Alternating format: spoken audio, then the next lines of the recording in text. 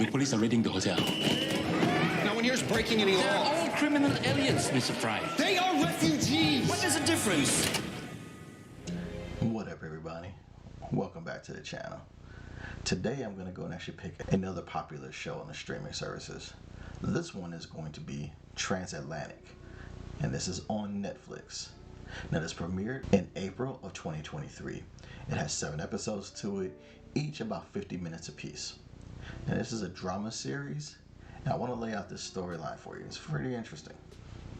Transatlantic is based on the novel The Flight Portfolio by Julia Orringer.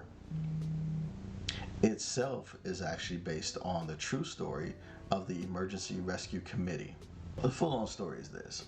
Very and Fry traveled to Marseille carrying $3,000 and a list of heralded artists and writers he hoped to help escape within a few weeks.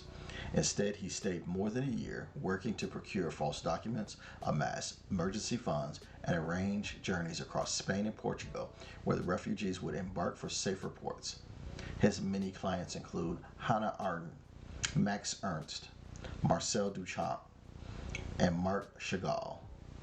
And the race against time to save them is a tale of forbidden love, high-stakes adventure, and unimaginable courage. Now, this series is in the line of a fictionalized version of history, whereas most of the people and places are accurate. The circumstances are extrapolated, exaggerated, or embellished to create a more Hollywood-esque tale. I like historical stories, and most spy stories, those intrigue me. On the other hand, over dramatics and romance are a no-go for me. So I'm going to be in the middle ground of this series and see where I land on this. So I look at it from both ways of kind of being a main, but also being a casual. So hopefully I give it its due justice. Do me a favor. If that sounds good to you, click like, share, subscribe. Good?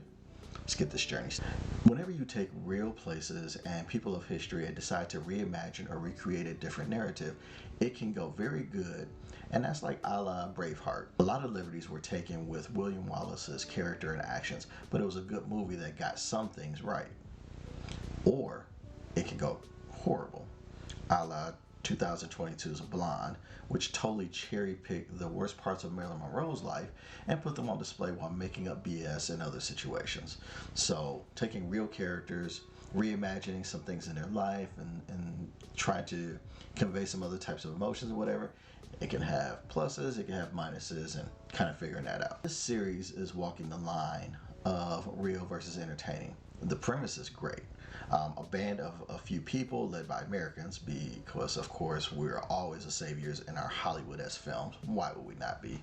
Look to go ahead and actually get these people that the German Nazis are looking for, as well as they're hiding in France, so the French police, who have now been, kind of embattled with the Germans and kind of following their orders and things like that. People are looking for these refugees, and most of them are of a Jewish descent. Now, I will say that this series works in the tense moments when escapes are happening, the police raids, seizures, arrests, and they kind of give you that whole will they get away thing. And I found myself really liking that aspect of it.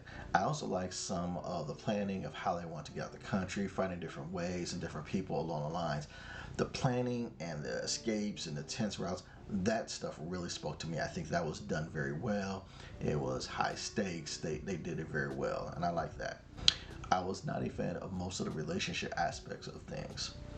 Most of the interpersonal relationships that the series wants me to care about, I don't. I just feel it's kind of forced. I'd rather they just be solo strangers who are trying to get to their off-screen families who we don't see or meet or anything like that, because we know why they're there and why they're trying to escape, and maybe they're thinking about their families, their loved ones, or what have you, their business, whatever they're trying to get to. Let's just think on that instead of trying to create these relationships within the refugees or what have you. But they go the other way of trying to create some relationships. Now, one reason maybe it doesn't work is because it could be the actors just don't have chemistry together. Alone, most of the characters are interesting, fun, mysterious, what have you, but when they have to interact and kind of put together a relationship, I can't quite put my finger on it, but it just doesn't work for me. I don't know. It's weird.